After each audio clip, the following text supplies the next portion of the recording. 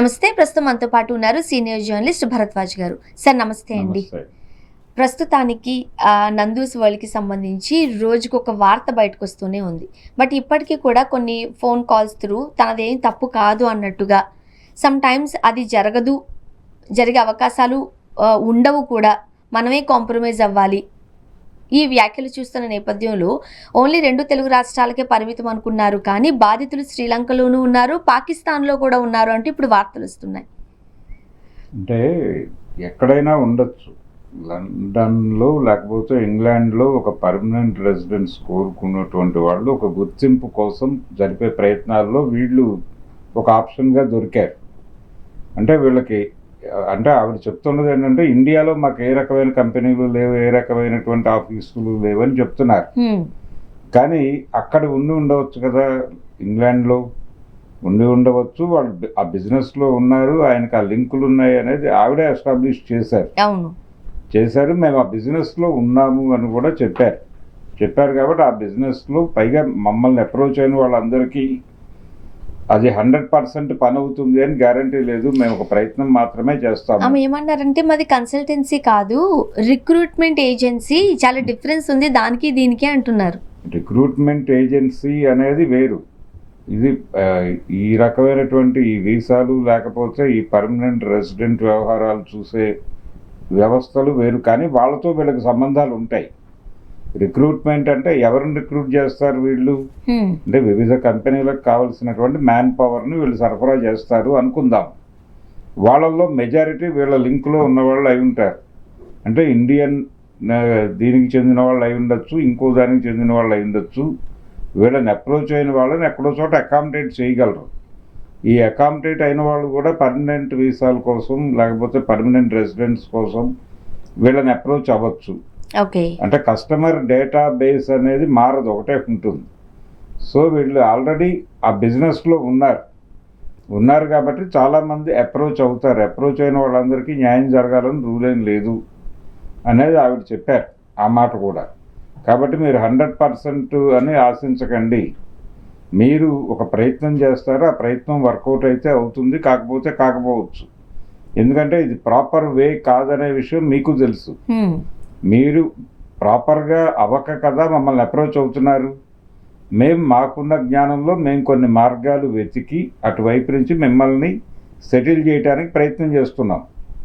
ఈ ప్రయత్నంలో కొంతమందికి డబ్బులు ఇస్తాం, అవి వెనక్కి వస్తాయా రాదా అనేది చెప్పలేము. రానందుకు మమ్మల్ని బ్లేమ్ చేస్తూ మా మీద దాడి చేస్తే కుదరదు అనేది ఆవిడ స్పష్టంగా చెప్పారు. ఇందులో అందరికీ వస్తాయని లేదు, 100 మంది అప్రోచ్ అయితే ఒక్కొక్కసారి ఒక్కళ్ళకి కూడా పని అవ్వకపోవచ్చు. మరి ఆ 100 మంది పోగొట్టుకున్న డబ్బులు ఎక్కడికి చేరుతాయి, ఎవరు వాటిని అనుభవిస్తారు అనేది కూడా. అంటే వాళ్ళకి కనిపించే అవుట్లెట్ వీళ్ళే. వీళ్ళు ఇంకొక అవుట్లెట్ ఉంది అని దాన్ని ఎక్స్పోజ్ చేసే పరిస్థితుల్లో వీళ్ళు లేరు, ఎందుకంటే ఆ వ్యాపారం దెబ్బతింటుంది. అందుకని దాన్ని హోల్డ్ చేసి వీళ్ళకి జ్ఞానబోధ చేసే ప్రయత్నం చేస్తోంది ఆవిడ. చేస్తూ మీరు ఏదో ఒక సినిమాకి వెళ్తారు, సినిమా బాగాలేదు, వాళ్ళ టికెట్లు వెనక్కి ఇస్తారా, లేకపోతే ఎగ్జామ్ రాస్తారు, ఫెయిల్ అవుతారు, డబ్బులు వెనక్కి ఇవ్వమంటే ఇస్తారా, ఇలాంటి పోలికలన్నీ పట్టుకొచ్చి మాట్లాడే ప్రయత్నం చేస్తున్నారు. కానీ దీన్ని మనం కంపేర్ చేయలేం కదా సార్. ఇప్పుడు 1,00,000 2 లక్షలు ఇచ్చారనుకోండి, సరే ట్రై చేసామని అనుకోవచ్చు. 18 లక్షలు 20 లక్షలు కష్టపడి సంపాదించుకున్న సేవింగ్స్ అంతా వాళ్ళకి ఇచ్చేసిన తర్వాత ఈరోజు పని అవ్వలేదు అని మనీ రిటర్న్ ఇచ్చేయాలి కదా, పని అవ్వకపోతే. అదేనండి, మనీ రిటర్న్ రావాలని కోరుకుంటున్నారు వీళ్ళు, కానీ అన్ని సందర్భాల్లోనూ రిటర్న్ రాకపోవచ్చు. ఎందుకంటే మీరు అడుగుతున్నది స్ట్రైట్ రూట్ కాదు, ఒక అడ్డదారిలో పని అవ్వాలని మీరు ప్రయత్నం చేశారు. అడ్డదారిలో పని అవ్వకపోతే ఏ దారిలోనూ అవ్వదు అని అర్థం.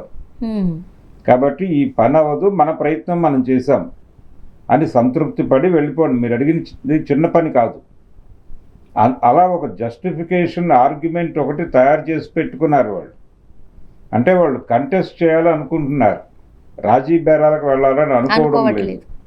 రెండోది, ఆవిడ చాలా స్పష్టంగా ఒక 3 ఇండియన్స్ ఇక్కడ నుంచి వెళ్ళి వాంటెడ్గా మా మీద దుష్ప్రచారం చేస్తున్నారు, కేసులు పెట్టడం ఈ గొడవంతా అని ఆవిడ చెప్పారు.